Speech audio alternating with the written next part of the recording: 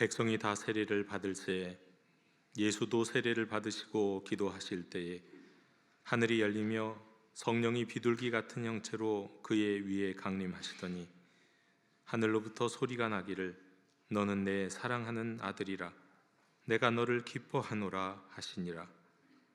하나님은 영이시니 예배하는 자가 영과 진리로 예배할지니라. 아멘.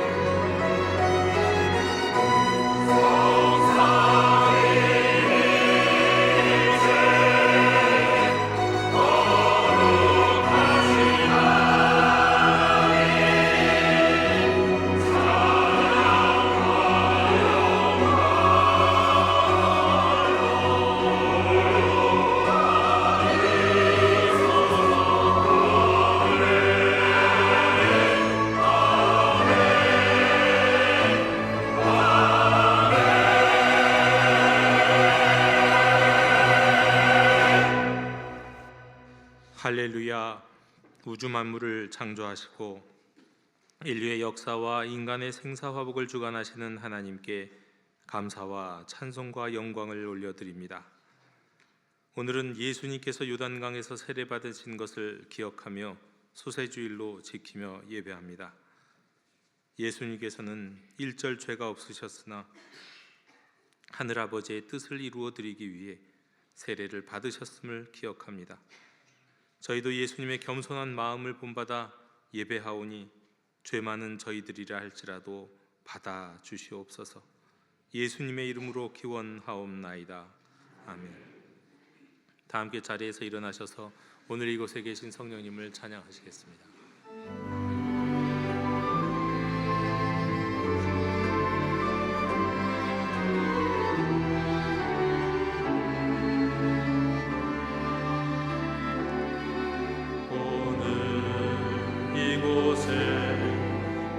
계신 성령님 우리에게 말씀하시고 우리를 가르치소서.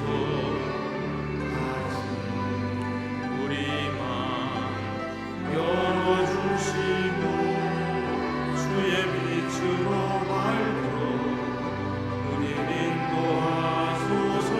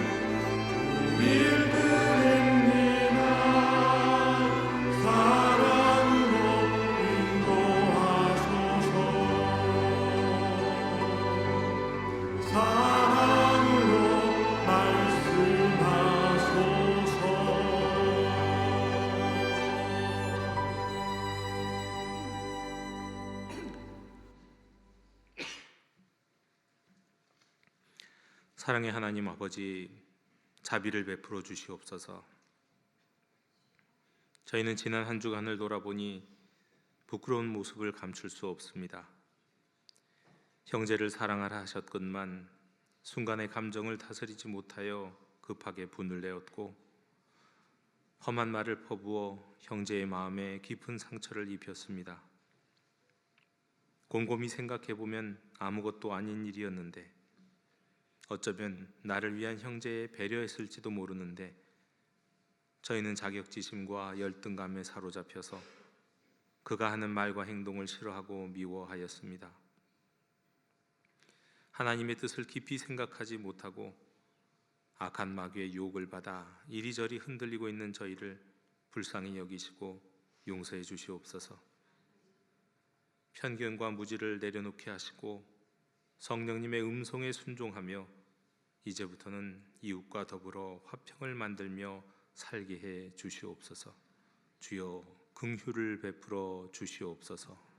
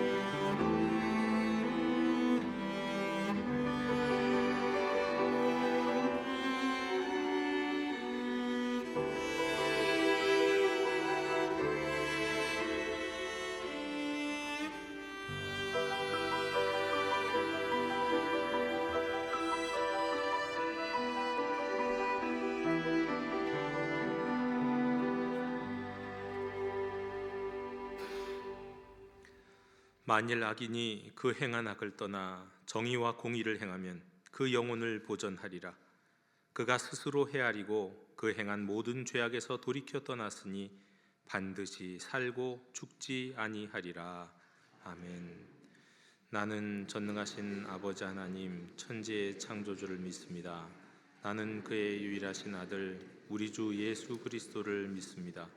그는 성령으로 잉태되어 동정녀 마리아에게서 나시고 본디오 빌라도에게 고난을 받아 십자가에 못 박혀 죽으시고 장사된 지 사흘 만에 죽은 자 가운데서 다시 살아나셨으며 하늘에 오르시어 아버지 하나님 우편에 앉아 계시다가 자와 죽은 자를 심판하러 오십니다. 나는 성령을 믿으며 거룩한 공교회와 성도의 교제와 죄를 용서받는 것과 몸의 부활과 영생을 믿습니다. 아멘. 다 함께 자리에 앉으셔서 성시교독 122번을 교독하시겠습니다. 내가 전심으로 주께 감사하며 내가 주의 성전을 향하여 예배하며 주의 인자하심과 성실하심으로 말미암아 주의 이름에 감사하오리니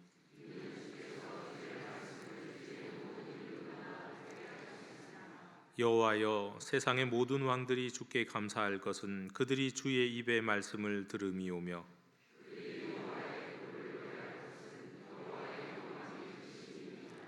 여호와께서는 높이 계셔도 낮은 자를 굽어 살피시며 멀리서도 교만한 자를 아심이니이다.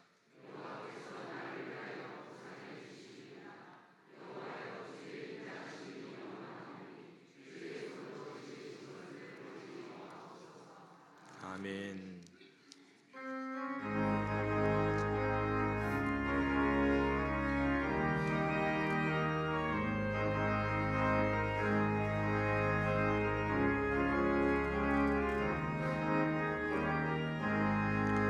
강물과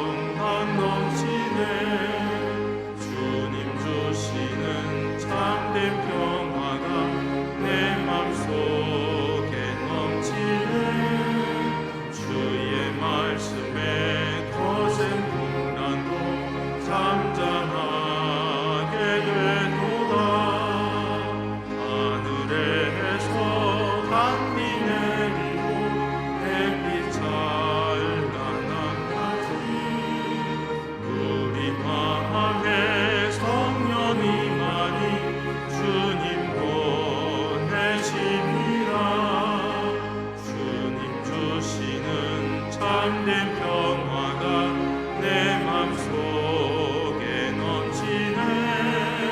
주의 말씀에 거센 풍랑도 잠잠하게 되도다. 생명신에 넘쳐 흘러서 마른 광야 적시니 의의 열매 무르익어서 수수를 기다리네. 주님 주시는 참된 평화가 내 맘속에 넘치네.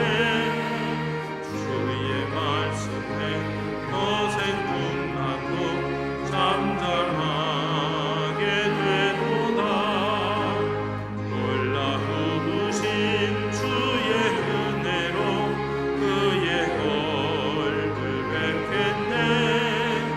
평화로운 안식처에서 영원토록 쉬겠네. 주님 주시는 참된 평화가 내 맘속에 넘치네. 주의 말씀에 거센 풍랑도 잠잠하게 되도다.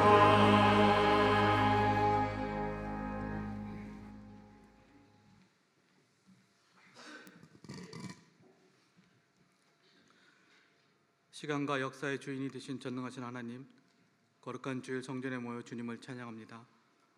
저희의 인생은 하나님을 찬양하며 영광과 찬송을 드리기 위함입니다.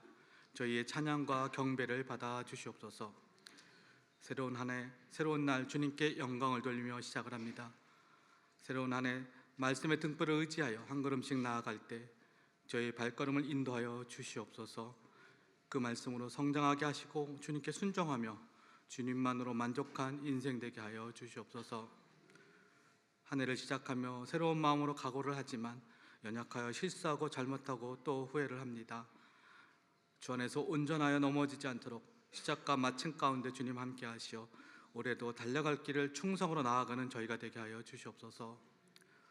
사탄은 여러 가지 모양으로 저희의 인생을 흐트러지게 하나 우리는 그 죄악된 심성이 그리 향하게 하지 마시고 저희를 긍휼히 여기사 저희를 도우시고 주님 말씀 안에서 올바로 살아나갈 수 있도록 인도하여 주시옵소서. 이 시간 지난 한 주간 잘못한 저희의 허물을 고백합니다. 자복하고 회개하는 저희의 회개의 기도를 들으시고 죄 가운데 넘어질 수밖에 없는 부족한 저희를 긍휼히 여기시고 용서하여 주시옵소서.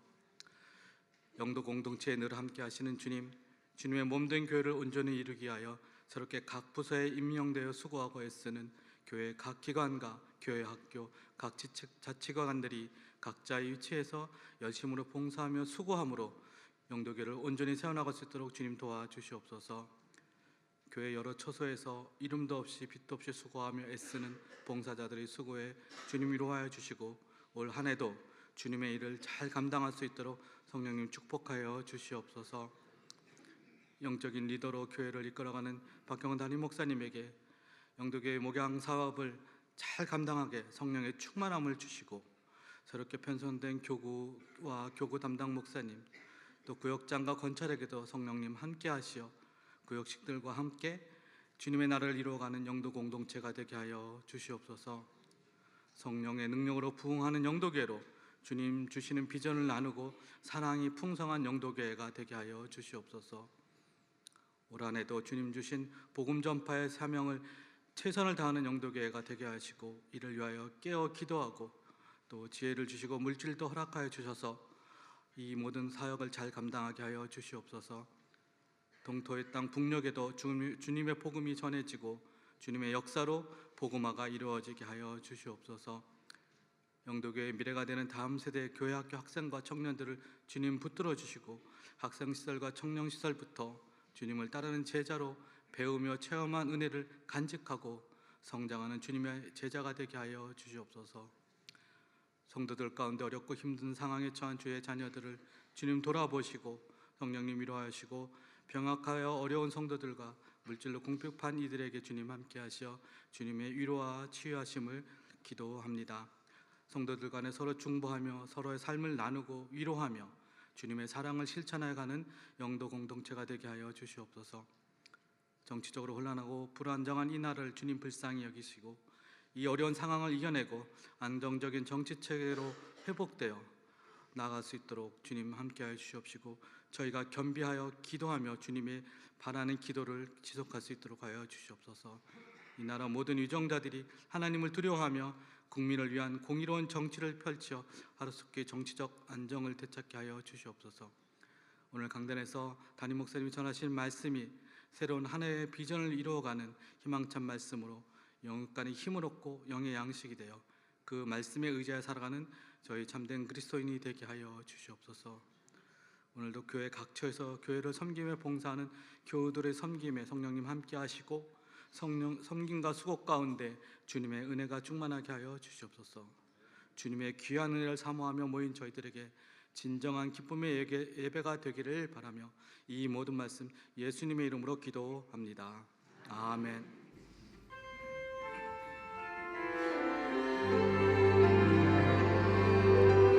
하늘에 계신 우리 아버지의 이름을 거룩하게 하시며 아버지의 나라가 오게 하시며 아버지의 뜻이 하늘에서와 같이 땅에서도 이루어지게 하소서. 오늘 우리에게 일용할 양식을 주시고 우리가 우리에게 잘못한 사람을 용서하여 준 것 같이 우리 죄를 용서하여 주시고 우리를 시험에 빠지지 않게 하시고 악에서 구하소서. 나라와 영광이 영원히 아버지의 것입니다.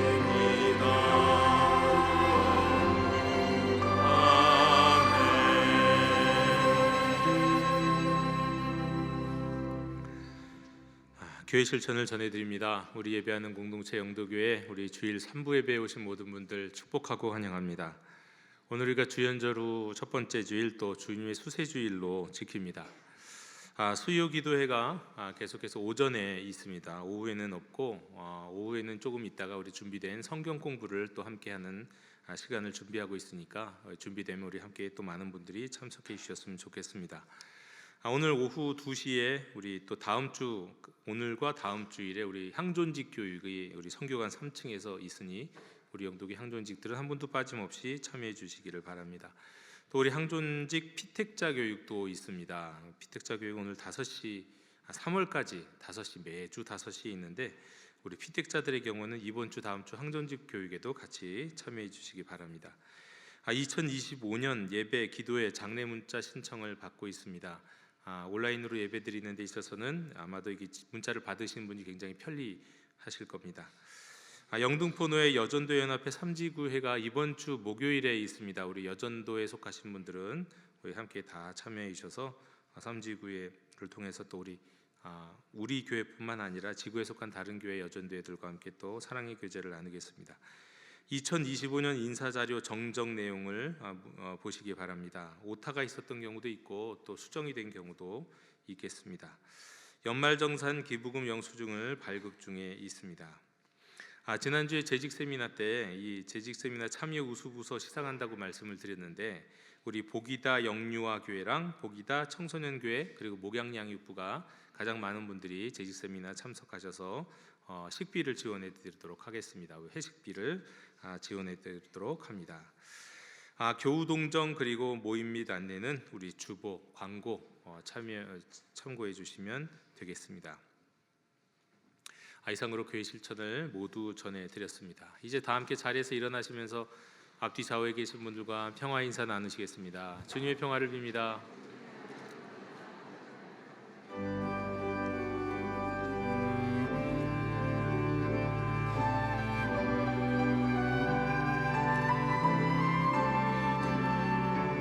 말씀하소서 여호와여 공만 다하여 주겠나이다. 성령 하나님이여 평화를 주소서.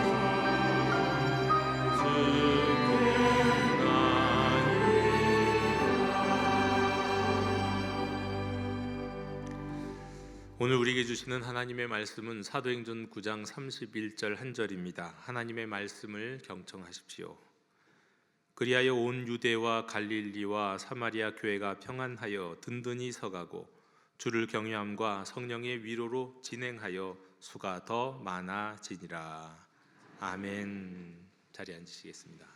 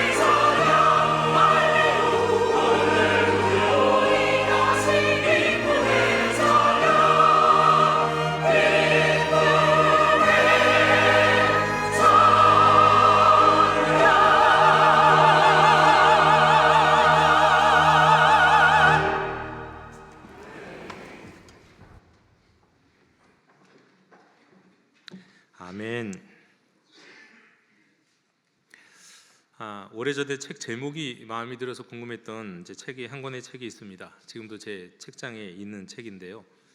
영어 속담을 제목으로 삼은 일종의 모음집이었는데 제목이 이렇습니다. 사랑과 기침은 감출 방법이 없다.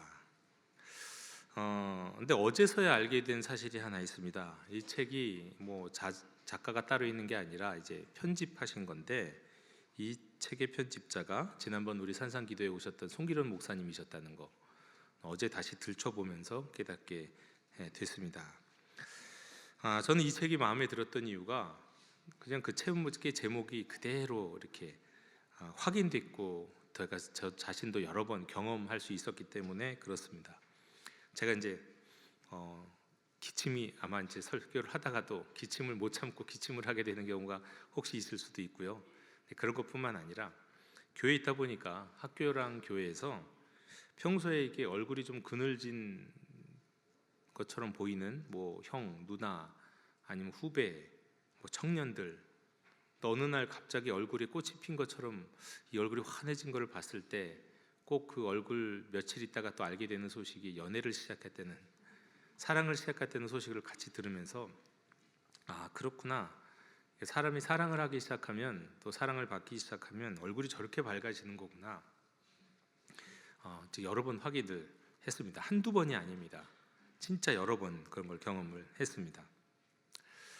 지난 주일부터 우리가 성령의 능력으로 부흥하는 교회라는 제목으로 오늘도 연이어서 말씀을 전합니다. 쉽게 번역하면 영으로 살아나는 교회, 성령으로 살아나는 교회이죠. 지난 주일에는 우리가 에스겔 37장에서 마른 뼈가 살아나는 이야기를 통해서 성령으로 살아나는 교회에 대해 말씀을 드렸다면, 오늘은 신약 성경을 통해서 성령으로 살아나는 교회, 성령의 능력으로 부흥하는 교회를 이어가려고 합니다. 그런데 이제 문제가 한 가지 있는데, 신약에는 부흥이란 단어가 나오지 않습니다.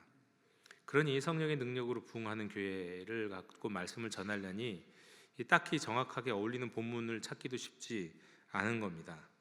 그런데 딱 하나의 힌트가 있었던 게 바로 이겁니다. 사랑과 기침은 감출 방법이 없다. 이것처럼 성령으로 살아나는 교회는 감출 수 없는 게 있어요.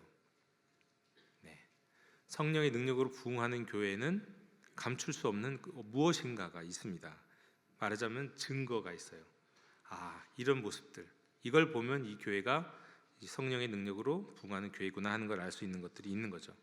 특별히 사도행전을 보면 그런 말씀들을 참 많이 찾을 수가 있는데 증거가 있는 겁니다. 그래서 오늘은 영으로, 성령으로 살아나는 교회는 어떤 일이 일어나는지 확인할 수 있는지, 아직 감출 수가 없는 것인지, 감출 수 없는 것들을 몇 가지 여러분과 함께 나누기 원합니다. 첫 번째로, 성령의 능력으로 부흥하는 교회, 성령으로 살아나는 교회는요, 경계선을 넘는 일이 일어납니다. 경계선을 넘는 일이, 먼저는 지역적 경계선을 넘어서는 일이 일어납니다. 예수님이 부활하시고 승천하시기 전에 제자들에게 사도행전 그 유명한 1장 8절의 말씀으로 오직 성령이 너희에게 임하시면 너희가 권능 받고 예루살렘과 온 유대와 사마리아와 땅 끝까지 이르러 내 증인이 되리라 하셨잖아요. 근데 여기서 예루살렘, 유대, 사마리아와 땅 끝 다 경계를 넘어가는 겁니다. 지역적인 경계를 넘어서 예수님의 증인들이 나아가고 선교가 이루어지고 또 교회가 세워진다는 거예요. 성령이 능력이 임하시면 이런 일이 일어나더라는 거예요. 이게 첫 번째 증거입니다. 또 이 경계선에는 또 여러 가지 경계선이 있지만 지역적 경계선이 아니라 민족적 경계선도 있습니다.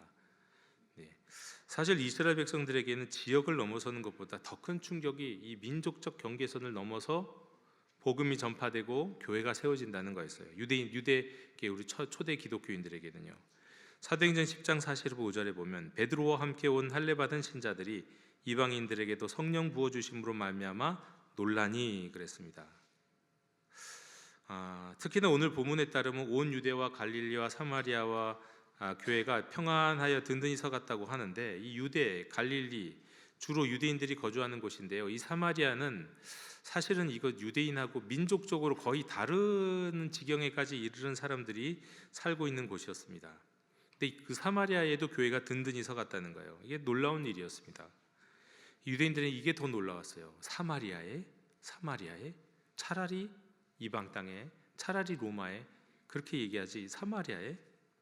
왜냐하면 유대인들은 구약 성경에 근거해서 사마리아인들이 주전 8세기에 아수르 제국에 의해서 강제 이주된 이 이방인들과 섞인, 말하자면 순수혈통을 잃어버린 종교 혼합주의자라고 생각을 했거든요. 근데 또 사마리아인들은 어떻게 생각하냐? 아니야, 우리는 그게 아니라 우리는 원래 에브라임 지파, 므낫세 지파, 레위 지파의 후손인데 북이스라엘이 멸망하기 이전에 이미 우리는 엘리 제사장이 유다 지파 중심의 이스라엘에서 엘리 제사장 때 유다 지파의 중심의 이 이스라엘에서 우리는 그때 이미 분리가 됐다고. 그리고 우리가 진짜 적법한 대제사장의 후손이고, 그리고 진짜 예배를 드리는, 온전한 예배를 드리는 언약궤가 있던 곳은 그리심산이기 때문에 그리심산이 진짜 하나님을 예배하는 곳이야, 이렇게 생각을 하고 있었다는 거예요. 그리고 오히려 이 사마리아인들은 유대인들이 자신들의 이 말하자면 성막도 또 대제사장직도 언약궤도 다 빼앗아 갔다고 그렇게 이제 생각을 하고 있거든요. 그렇게 되면 사마리아인과 이 유대인들은 사이에는 굉장한 깊은 골이 있었습니다. 차라리 이방인이 낫다는 거예요. 차라리 이방인이. 근데 한 민족이 약간 적당히 섞여 있으면서 서로가 서로를 반목하는데 아주 깊은 골이 있어서 나중에는 무슨 일도 벌어지냐면 사마리아 사람들이 종교적인 테러를 예루살렘 성전에 가합니다. 어떻게 가할까요? 죽은 사람들의 뼈를 거기다가 뼈가루를 뿌려요. 성전에다가. 이게 놀랄 놀자입니다. 우리한테는 뭐 그런 일을 하나 싶을 정도의 얼굴집 뿌려지는 일이지만 그들에겐 그게 아닌 것이, 여러분 시체 뼈가루에다가 노출이 되면 어떻게 될까요? 부정해져요. 예루살렘 성전이 부정해진 거예요. 거기서 제사를 멈추게 됐어요. 결국은 일정 기간 동안 제사를 멈추고 다시 그 정화하는 기간 동안 이런 일이 없었거든요. 근데 이게 종교 테러에 의해서 사마리아 사람들에 의해서 일어난 거예요.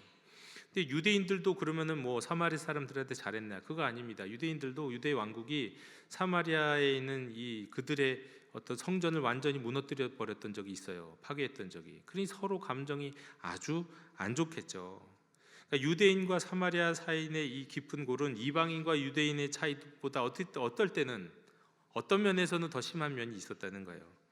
근데 영으로 살아나는 교회, 성령으로 살아나는 교회는 이 넘어갈 수 없는 이 정말 깊은 골, 그 골을 넘어서, 그 경계를 넘어서 복음을 전하게 되고 또 제자들을 삼고 또 교회가 세워지게 되더라는 거예요. 이게 다 누가 하신 일입니까? 성령의 능력으로 하나님이 하신 일인 겁니다. 그뿐이 아니에요. 어떤 경계선도 넘어져요. 다양한 경계선이 있잖아요. 인생사에는 신분이라는 경계선이 있겠죠. 2000년 전에 우리 2000년 전 초대교회는 처음 그러니까 예수님을 믿었던 사람들 안에서 주인과 종이 나중에는 한 형제자매가 되는 일이 있었다는 겁니다. 어떻게 주인과 노예가 형제자매가 됩니까? 있을 수 없는 일인데 예수 안에서는 이 경계선도 무너진 일이 있었다는 거예요. 성별의 차이도, 남녀의 차이도, 초대교회는 남녀의 차이가 오늘날 한국교회보다 훨씬 더 없었어요. 교회의 지도자들이 여성이었던 경우도 많았고 설교도 여성들이 하는 경우도 많이 있어요. 뭐 모든 경우는 아니고 또 지역보다 다르긴 하지만 그런 경우도 많았단 말이에요. 이 성별의 차이도 경계선도 넘었어요. 또 정치적인 입장의 차이도 굉장히 심각하고 차이가 강했거든요. 열심당 출신, 세리 출신, 바리새인 출신 다 하나가 됐어요. 복음 안에서 경계선을 넘었어요. 뭐 이건 마치 일제시대 때 친일파랑 독립운동하는 분이랑 이 얼마나 깊은 골을 갖고 골이 깊겠습니까? 그런데 그 차이를 넘어서서 함께 교회를 이루었다, 그런 뜻이에요. 어마어마한 일이죠. 인간적으로 이게 가능합니까? 이런 일들은 가능한 게 아니에요. 그래서 그야말로 초대교회는 각종 모든 이 넘을 수 없는 경계선을 넘어서는 기적의 공동체를 이루었다, 이렇게 말씀드릴 수가 있겠어요. 초대교회가 그랬습니다. 그리고 바로 성령의 능력으로 부흥하는 교회의 모습이 또 바로 이런 교회였다는 거예요. 두 번째 특징이 있습니다. 감출 수 없는 것. 성령의 능력으로 부흥하는 교회, 성령으로 살아나는 성도와 교회의 모습 속에 발견할 수 있는 것. 거룩한 두려움이 일어난다는 거예요. 두 번째, 거룩한 두려움이 일어납니다. 오늘 본문 하반절은 교회가 주를 경외함과 성령의 위로로 진행하여라고 기록하고 있습니다. 여기 경외한다라는 거, 뭐 구약에도 많이 나오지만 신약에서 경외한다는 단어는 우리가 보통 영어 단어에서 무슨 포비아, 그러니까 무슨 공포증에 사용하는 단어가 무슨 포비아잖아요. 그 단어하고 똑같은 어원을 갖고 있어요. 그러니까 공포, 두려움, 놀람, 충격 이런 뜻이 담겨져 있는 거예요. 주를 경외한다는 뜻이. 이런 이 거룩한 두려움들이, 놀람과 충격이 있었다는 거예요. 사도행전 2장 43절에 보면 사람마다 두려워하는데 사도들로 말미암아 기사와 표적이 많이 나타나니, 두려워했어요. 놀랐어요. 충격이 있었어요. 왜요? 기사와 표적이 많이 나타나갖고. 또 사도행전 5장 5절에 아나니아가 이 말을 듣고 엎드려져 혼이 떠나니 이 일을 듣는 사람이 다 크게 두려워하였다 그랬습니다. 뭐냐면 교회 앞에서 거짓말을 했어요, 아나니아가. 근데 그 즉시 거기에서 돌이키지 않고 죽었어요. 그 이야기가 사람들에게 알려졌어요. 교인들에게도 알려지고 교회 밖의 사람들도 알려졌죠. 그러니까 거룩한 두려움을 갖는 거예요. 도대체 하나님은 누구이길래, 또 하나님의 심판은 뭐길래 도대체 저들이 교회 앞에서 거짓말을 했다고 저렇게 그 자리에서 죽는가. 5장 11절에 온 교회와 이 일을 듣는 사람들이 다 크게 두려워하니라. 아나니아의 죽음 이후 불과 3시간이 있다가 그 안에 삽비라도 왔는데 또 거짓말을 하는 거예요. 그리고 또 즉시 죽어요. 바로 장리를 지어서 이제 들고 나가게 되죠. 이 교회 성도들과 또 이것을 들은 사람들이 모두가 다 이 소식 속에서 거룩한 두려움을 갖게 되는 거예요. 두려움. 사도행전 19장 17절에 에베소에 사는 유대인들과 헬라인들이 다 이 일을 알고 두려워하며 주 예수의 이름을 높이고. 이들은 뭘 두려워했을까요? 사도 바울이 기적을 행했습니다. 예수님의 이름으로 귀신을 쫓았습니다. 근데 이 귀신을 쫓는 일이 되게 신기하고 멋있어 보였나 봐요. 그래서 이것을 흉내내려는 사람들이 있었어요. 유대 제사장의 7 아들들이 자기들도 예수님의 이름으로 귀신을 쫓겠다 해갖고 악기 들린 귀신 들린 사람을 데리고 와갖고는 거기도 귀신 쫓으려고 하는데 똑같이 따라하는데, 오히려 이 귀신 들린 사람에게 매 맞고 옷이 벗겨져서 벗은 몸으로 주랭랑을 치는 일이 일어났단 말이에요. 이 소식을 들은 많은 사람들이 두려움을 갖게 됐어요. 놀랐어요. 충격, 거룩한 두려움을 갖게 됐다는 거예요. 여러분, 바로 이런 두려움과 공포, 이거 그냥 두려움이 아니라 하나님의 역사를 통해 나타난 거룩한 두려움입니다. 근데 이런 사건들이 성령의 능력으로 부흥하는 교회, 영으로 살아나는 교회에 일어났다는 겁니다. 감출 수가 없었다는 거예요. 세 번째로 감출 수 없는 것, 성령의 능력으로 부흥하는 교회에 나타나는 현상이 뭐냐면 영적인 성숙함이 나타난다는 거예요. 영적 성숙을 이루게 되더라는 거예요. 오늘 말씀에서 평안하여 든든히 서갔다고 말씀하셨지만, 여러분 여기서 평안하다는 말을 오해는 하지 마십시오. 우리가 마치 형통함을 어떤 아무런 어려움이나 장애도 없이 그냥 그대로를, 그냥 큰 대로를 걷는 것처럼 일사천리로 진행되는 그런 거 형통으로 생각하면 그 오해라고 말씀드렸잖아요. 성경에 나타나는 형통도 그렇고 성경에 나타나는 평안함도 마찬가지. 문제가 없는 게 아니라 고난도 있고 환난도 있고 가로막힘도 있습니다. 위협도 있고요. 초대교회는 그랬거든요. 초대교회는 유대인들은 유대인들이라서, 또 로마는 로마라서 이 기독교를 위협하고 협박했어요. 그래서 투옥되기도 하고 그 가운데 순교하는 사람들도 있었고, 또 교인들이 많이 생기다 보니까 오히려 그것이 좋기만 한 게 아니라 갈등들도 많이 생겼어요. 그리고 그 안에서 여기 출신 또 생각이 파가 다르니까 신학적 논쟁들도 계속 일어났어요. 그런데 그럼에도 불구하고 평안히 영적 성숙함에 이르게 되면서 문제를 해결했다는 뜻입니다. 우리가 아는 것처럼 함께 모여 기도하였을 때 모인 곳이 진동하고, 무리가 모두 성령이 충만해서 단비 하나님의 말씀을 전할 뿐 아니라 교회가 한 마음 한 뜻이 돼서 모든 물건을 서로 통용하고 자기 재물을 조금이라도 자기 것으로 하는 이가 하나도 없었던 초대교회, 사도행전의 교회, 놀라운 일들이 일어난 거예요. 여러분, 이거 어떻게 보면 많은 분들 원시 공산주의, 원시 사회주의라고 하는 장면이 초대교회에 일어났거든요. 근데 그럼 공산당, 공산주의, 사회주의는 이거 다 나쁜 거죠. 왜 나쁜 겁니까? 왜 나쁜 걸까요? 공산주의, 사회주의가 왜 나쁜 걸까요? 나눠주는 건 좋은 걸 수 있어요. 근데 남의 돈 뺏어 갖고 나눠주니까 문제인 거예요. 남의 돈을 왜 뺏어요? 남의 돈 뺏어 갖고 나눠줘요. 그게 공산주의고, 또 그게 또 사회주의잖아요. 근데 우리 초대교회 성도들은 유무상통했어요. 어떻게 보면 공산주의 같은 모습을 보였지만 누가 뺏었습니까? 가져와라고 했습니까? 그래서 억지로 나눠줬던가요? 아니요, 자기가 스스로. 이게 성숙한 모습인 거예요. 이게 온전한 모습이고 아름다운 모습이에요. 영으로 살아난 성도와 교회의 성숙한 모습인 거예요. 가두고 때리는 권한을 가지고 있었던, 그리고 간접적인 방법으로 예수님을 십자가에 못 박기도 했던 공회, 얼마나 무서운 것입니까? 지금도 우리가 국회에 가면 국회 청문회에 가보세요. 청문회 하는 거 제가 영상 보면 참 짜증나는 일이 많아요. 청문회 나오는 모든 사람들을 하나같이 바보 멍청이로 만들어놔요. 거기 있는 국회의원들이. 진짜 똑똑하고 멋있는 사람들도 많을 텐데 한 바보로 만들어요. 예, 그게 전략인가 봐요. 무섭더라고요. 저기는 절대 갈 곳이 아니구나. 저기는 누가 성자가 가도 저기 가서는 저 얻어맞겠구나. 그런 곳이더라고요. 근데 공회, 유대인의 공회가 국회와 비슷한 곳인데 거기는 훨씬 더 강력한 권력이 있어요. 예, 거기서 법을 바로 집행할 수도 있고 그렇기 때문에. 그런데 그 공회에 섰던 베드로, 생각해. 베드로가 예수님이 잡혀갔을 때, 처음에 잡혀갔을 땐 수먹고 예수님을 부인했던 사람 아닙니까? 그땐 그 베드로가 나중에는 어떻게 되냐면 공회 앞에 딱 서갖고 이런 말을 하죠. 하나님 앞에서 너희 말을 듣는 것이 하나님 말씀 듣는 것보다 옳은가 너희 한번 좀 생각 좀 해봐라 하고 지금 국회의원들, 공의회 회원들을 향해서 지금 딱 선포하는 거예요. 네, 단호히 말하잖아요. 담대함이 생겼잖아요. 영적으로 성숙한 거예요.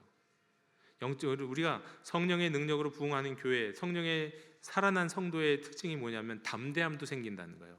이 영적인 성숙함의 한 모습인 거예요. 또 교회가 막 성장하다 보니까, 성도들이 많아지다 보니까 헬라파 유대인들, 말하자면 이제 헬라파 유대인들이란 어떤 사람들은 원래 유대 땅 예루살렘에 사는 사람들이 아니라 절기 때만 오는 사람들이죠. 헬라 여기저기 살다가, 그런데 절기 때 왔다가 거기에서 성령의 능력을 보고 예수님을 믿게 된 사람들인데, 그 헬라파 유대인들 가운데서 교회 안에 있는 헬라파 유대인들이 자기들의 과부, 그러니까 헬라파 유대인들 가운데서 과부들이 구제 대상에서 빠지는 것을 보고는 이걸 원망을 했어요. 히브리파 사람들을 다 이상을. 왜 우리 헬라파 과부들은 빠졌냐? 왜 구제를 못 받게 하냐? 이것을 이제 원망했습니다. 이런 원망이 있으면 어떻게 될까요? 서로 싸우고 갈등이 생겨야 될 것 같지만 안 그랬다고요. 물론 갈등이 있는데 그 갈등이 하나가 됐어요. 그 갈등의 대안을 제시하고 대안을 마련하고 문제를 해결하면서 성숙한 모습을 보여줬다고요. 성령의 능력으로 부흥하는 교회의 모습은 이런 성숙함이 있었어요.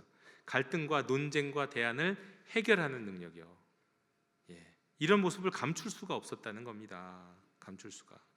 또 공회 앞에서 예수님의 이름을 증거한다는 이유로 능욕을 받았던 제자들이, 우리가, 나 같은 사람이 하나님의 이름을 위해서 이렇게 공회에서 내가 핍박을 받을 수 있구나, 내가 핍박받을 만한 사람이 된다는 게 너무 감사하다, 감사하고 기뻐했어요. 이것도 영적으로 성숙한 모습이죠. 성숙한 모습. 네 번째로 성령의 위로가 있었습니다. 마지막으로 성령의 위로가 있었어요. 성도 여러분, 교회는 하늘의 위로, 성령의 위로를 경험하는 곳입니다. 그러니까 인간적인 위로를 너무 기대하지 마세요. 인간적인 위로를 생각하면 시험에 들고 또 금방금방 또 이렇게 믿음도 약해지고 그런 일들이 벌어지지만, 우리가 교회 안에서, 공동체 안에서 바라고 꿈꾸어야 되는 것은 성령의 위로요, 하늘의 위로입니다.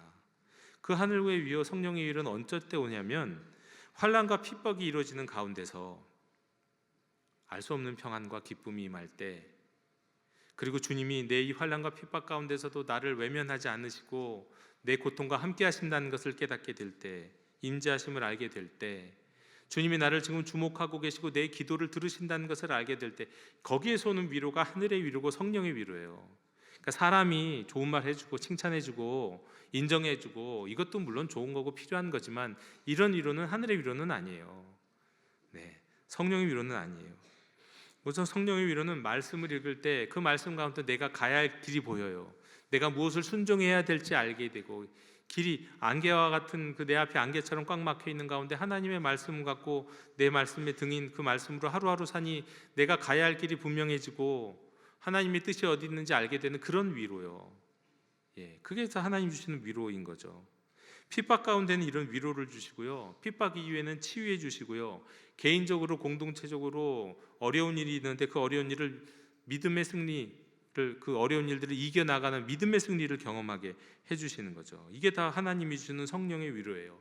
여러분, 성령으로 살아나는 성도와 성령으로 살아나는 교회, 성령의 능력으로 부흥하는 교회는 바로 이런 역사들이 있더라는 거예요. 이런 역사를 감출 수가 없다는 거예요. 숨길 수가 없다는 거예요. 이런 교회가 이게 부흥하는 교회구나 하는 것을 알게 되는 겁니다. 자, 그런데 이와 같이 경계선을 넘어가고 거룩한 두려움이 일어나고 영적인 성숙이 이루어지고 위로를 얻게 돼서 이 주님의 몸된 교회가 나아가게 하는 그 모든 일들, 이 모든 일들은 한마디로 여러분 꼭 기억하셔야 될 것이 이 모든 일들이 다 하나님이 하시는 일이라는 겁니다. 이거는 사람의 계획과 사람의 노력으로 되는 게 아니라 하나님이 하시는 거예요. 평안하여 든든히 서 갔다라는 오늘 말씀이 있는데, 교회가 평안하여 든든히 서 갔다. 근데 이건 번역이 조금 애매한 거예요. 정확한 번역으로 따지면 그냥 이렇게 번역할 수 있어요. 평안하여 든든히 하나님이 세워주셨다, 이렇게요. 정확하게 뜻을 밝히면 이렇게 번역해야 돼요. 이게 하나님이 주체가 되는 단어를 갖고 있어요. 어원상, 원어상 하나님이 행위의 중심이세요. 평안하여 든든히 서 갔다 하면 교회가 알아서 쓴 것 같죠? 그게 아니는 거예요. 하나님이 그렇게 하셨다는 거예요. 하나님이. 여러분, 하나님이 하셨습니다. 여러분, 하나님이 하시기에 지역과 민족과 또 인간의 모든 편견의 경계선을 넘을 수 있었습니다. 하나님이 하셨기에 거룩한 두려움이 일어난 거예요. 우리가 여러분 거룩한 두려움을 만들어낼 수 있습니까? 그 쇼고 그는 사기지. 그 사기예요, 쇼예요. 거룩한 두려움은 하나님만이 주실 수 있는 거예요. 또 하나님이 하시기에 교회가 그 어려운 상황 속에서도 어려운 문제들을 해결하며 성숙해질 수 있었던 거예요. 또 하나님이 하시기에 하늘의 위로를 받을 수 있었던 거죠. 인간적 위로가 아니라 성령님만 주실 수 있는 위로 말이죠. 이로 인해서 성령의 능력으로 부흥이 일어나면 그 결과가 오늘 말씀에도 나오지만 심이 많아지는 거예요.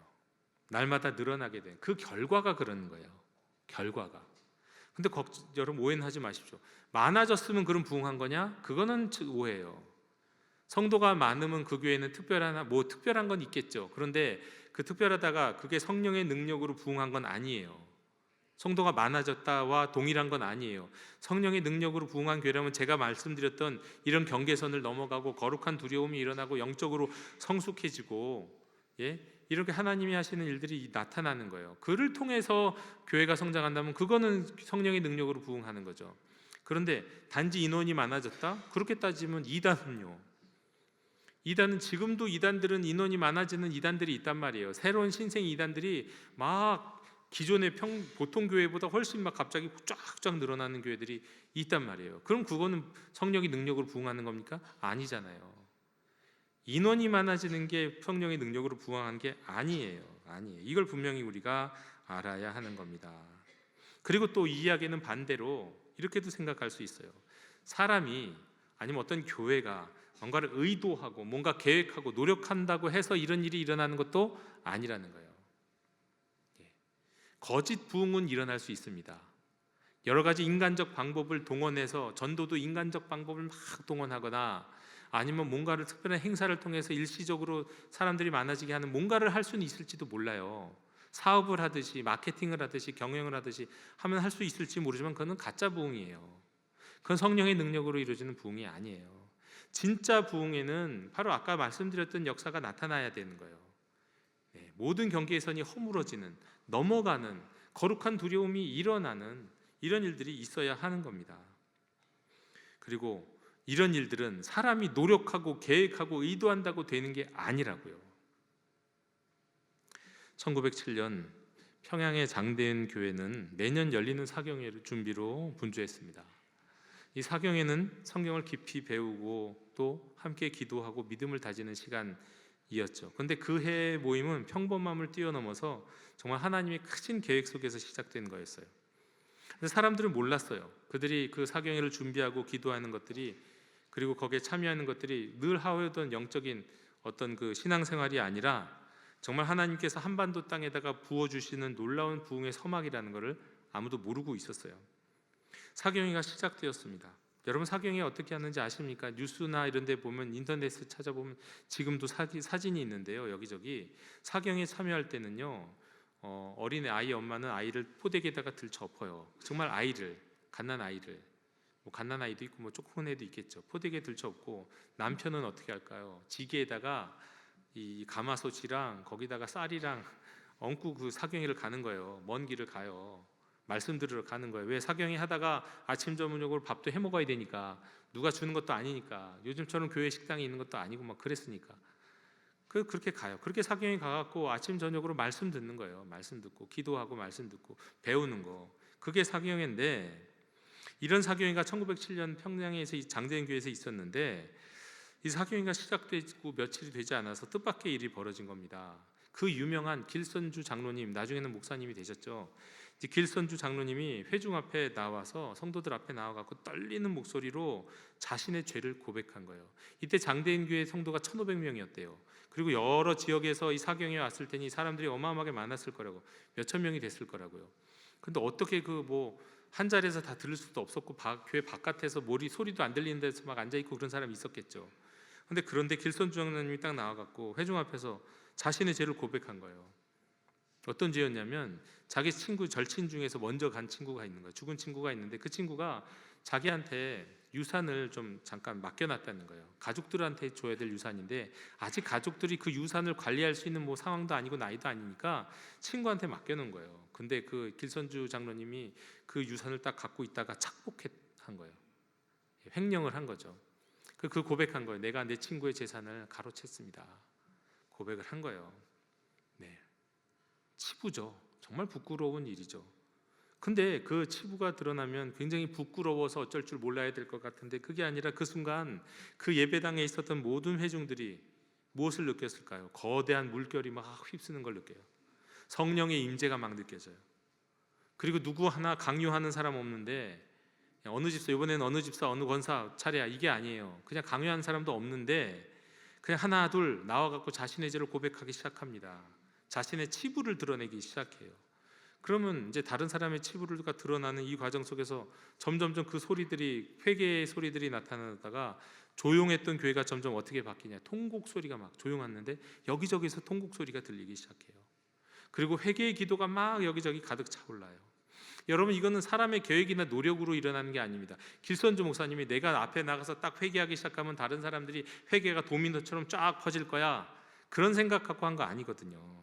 하나님이 그에게 마음을 주셨고, 회개해라, 네가 저 앞에 성도들 앞에 가서 네가 다른 사람 재산 착복한 거 회개해라, 고백해라 라고 성령이 주시는 감동 때문에 나가서 했는데, 그 감동이 이제 모든 성도들에게 전파된 거예요.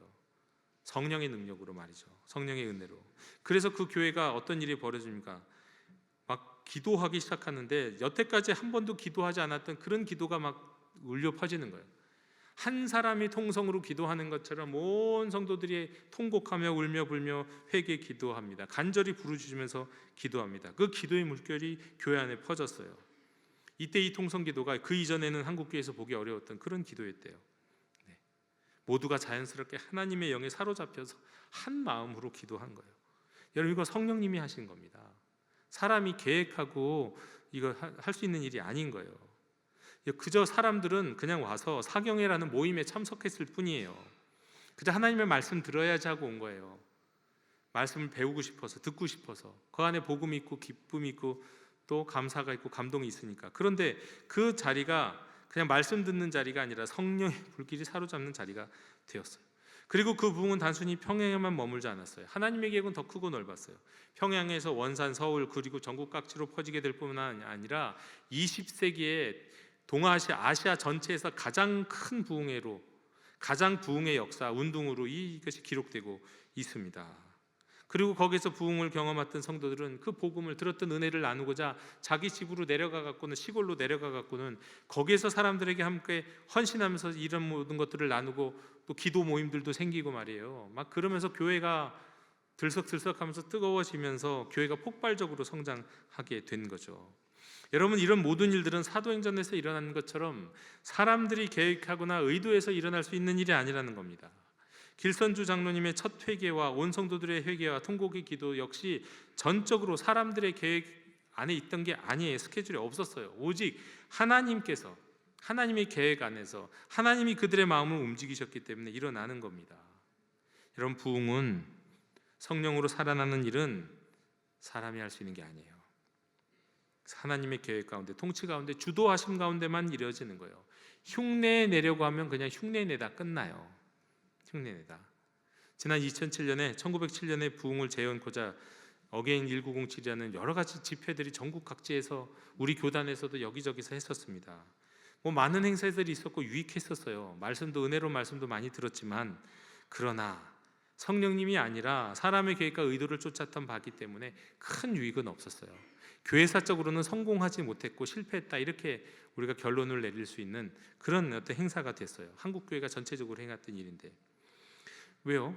하나님이 하시는데 사람이 흉내내려고 하는 거거든요.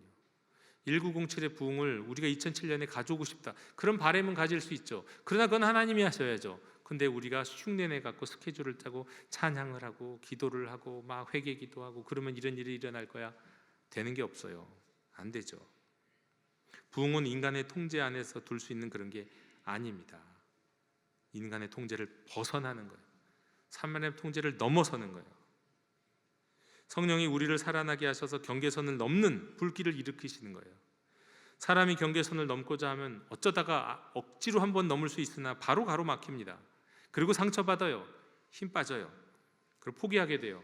그러나 하나님이 주도하시면요 등 떠밀려서 난 이걸 넘을 생각이 없었는데 한데 그 경계선들을 마구 민족적 경계선과 지역의 경계선과 여러 가지 편견의 경계선들을 마구마구 넘고 나아가게 하시는 거예요. 모든 장애물을 넘어서게끔 하나님이 하신다고요.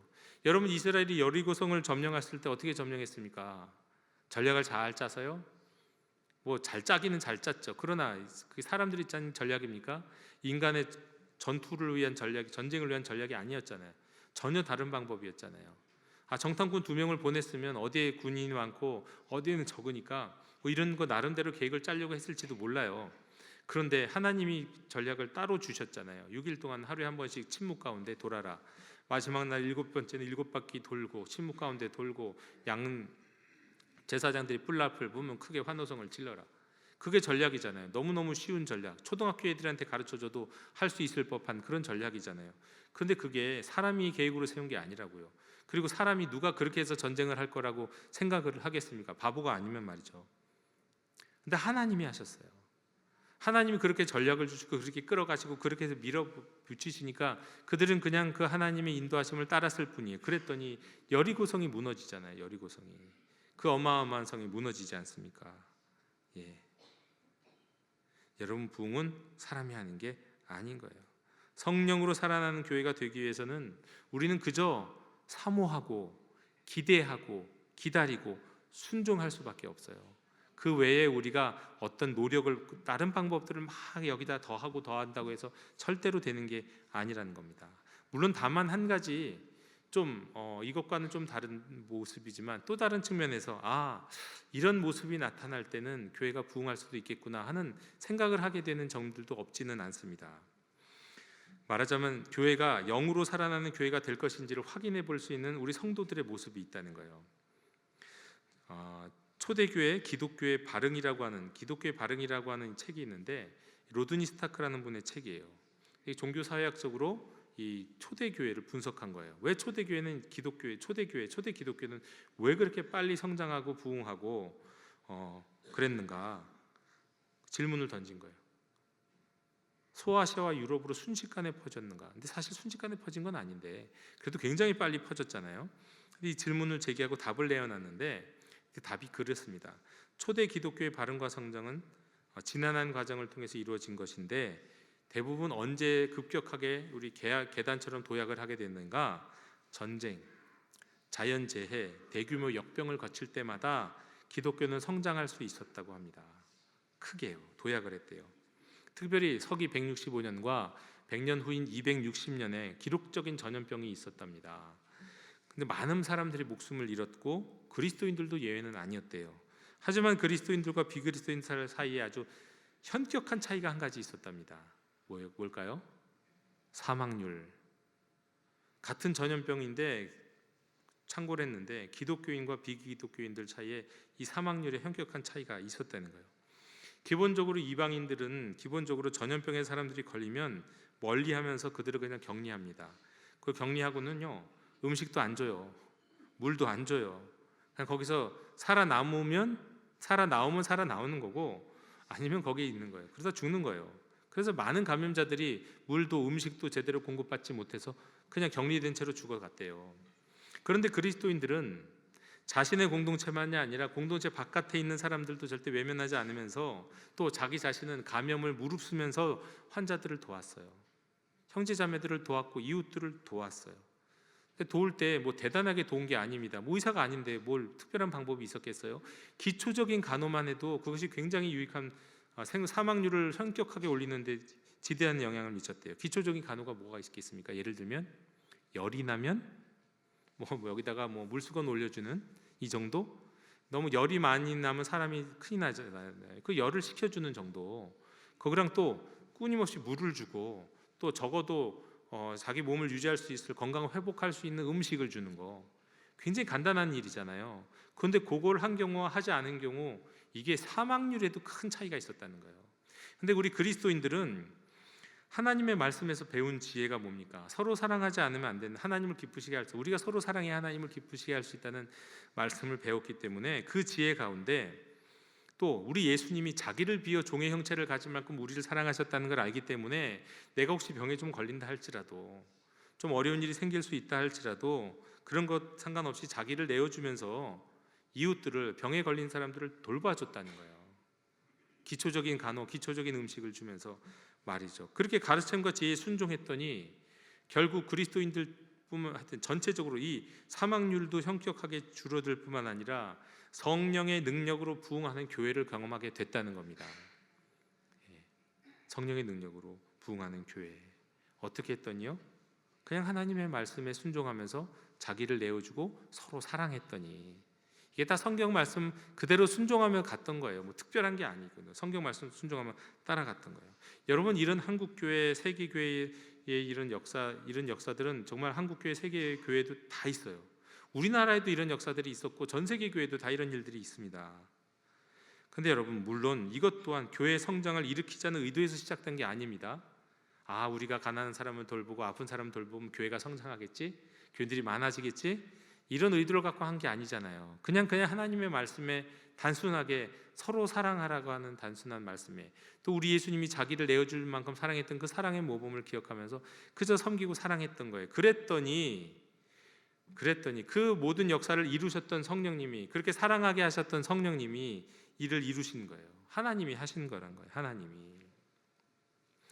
영도교회 형제자매 여러분, 우리가 2025년 한 해 동안 저와 여러분, 우리 교회가 정말 2025년에 성령으로 살아나야 하지 않겠습니까? 지금 그대로 괜찮으십니까? 지금 이대로 살면 뭐 넉넉하신 것 같으세요? 난 이미 성령이 충만한데 뭐 그럴 분들이 계실까요? 몇 분은 계신 것 같아요. 근데 제가 볼 때 몇 분이고, 우리는 더 이전보다 훨씬 더 하나님이 주신 성령의 은혜와 능력으로 그야말로 살아나야 할 줄로 믿습니다. 우리에게 필요한 건 성령의 능력을 통한 소생이에요. 그냥 성령의 능력을 조금 힘입고 은혜를 조금 받고 감동을 조금 얻는 거 정도가 아니에요. 지금 우리의 한국교회, 우리 영도교회, 저와 여러분에게 필요한 건 하나님이 그야말로 우리 심폐소생술을 해주셔갖고 거의 죽어가는 우리 정말 살아나게 하시고, 또 우리에게 먹고 영의 영적인 양분을 주셔갖고 힘있게 뭔가를 할 수 있도록 그만큼 우리가 성령의 능력으로 살아나야 하는 줄로 믿습니다. 우리가 이렇게 주님이 주신 은혜와 능력으로 살아나는 성도가 되고 그런 교회가 될 때, 거기에서 오는 역사가 뭐라고요? 경계선을 넘게 되고요, 거룩한 두려움들도 일어나고, 또 어떤 일이 일어납니까? 영적인 성숙함도 우리가 누리게 되고요, 또 하나님이 주시는, 하늘에서만 우리에게 주실 수 있는 성령의 위로도 경험하게 될 것입니다. 그리고 더불어 그 다음에 이런 모든 은혜와 능력이 있은 다음에 교회가 성장하게 될 것입니다. 2025년 한 해 성령의 능력으로 부흥하는 성도, 성령의 능력으로 부흥하는 교회 되기를 주님의 이름으로 축원합니다. 하나님 아버지, 감사합니다. 주께서 우리에게 말씀하신 대로 살기 원합니다. 주님, 성령의 은혜와 능력으로 부흥하는 성도, 성령의 능력으로 다시 소생하는 우리 교회 되게 하여 주시옵소서. 예수님의 이름으로 기도하옵나이다. 아멘. 응답의 찬송 393장 부르시며 봉헌하시겠습니다.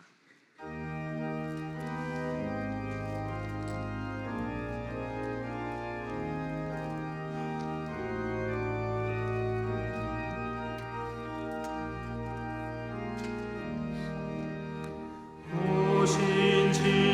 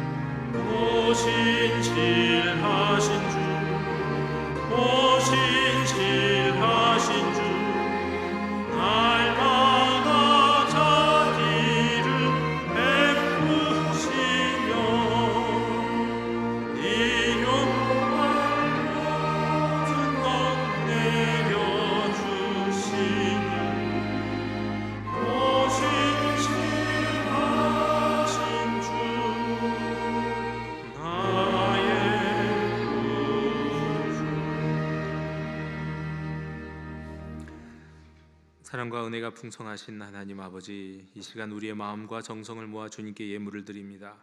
물고기 2마리와 떡 5개를 주님께 가져온 아이처럼, 도랩돈을 드리는 과부처럼 저희들에게 작지 않은 예물을 주일헌금, 11조, 감사헌금, 성교헌금, 구제헌금, 건축헌금 등으로 드리오니 기뻐 받아 주시옵소서. 모든 것이 주께로부터 왔기에 오직 감사하고 자원하는 마음으로 드리게 하여 주시옵소서. 또한 하느님, 우리가 살아가고 있는 이 나라, 이 민족 심각한 위기 가운데 있음을 우리 주님 아십니다. 무엇이 최선의 길인지 하나님이 아십니다. 하나님께서 역사하여 주셔서 이 나라를, 이 민족을 구원하여 주시옵소서.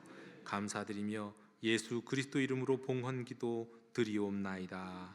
아멘.